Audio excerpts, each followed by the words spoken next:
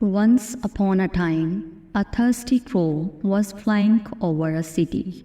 The crow was very thirsty and was searching for water everywhere. After a while, the crow spotted a water fountain in a nearby park. However, the water fountain was not working and there was no water. The crow thought for a while and then came up with an idea.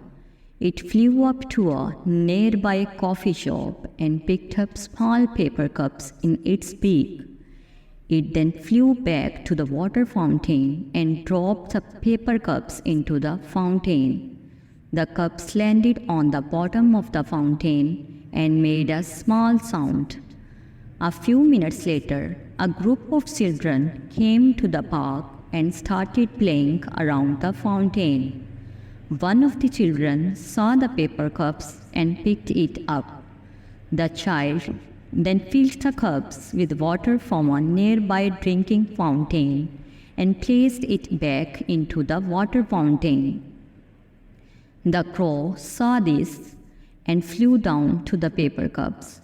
It drank the water from the cups and was very happy. The children were amazed and started to watch the crow as it drank the water from the cups. From that day on, the children would often come to the park with cups and bottles of water for the thirsty crow. The crow would visit the park every day, and the children would always be happy to see it. The crow became a beloved part of the park and the children's lives.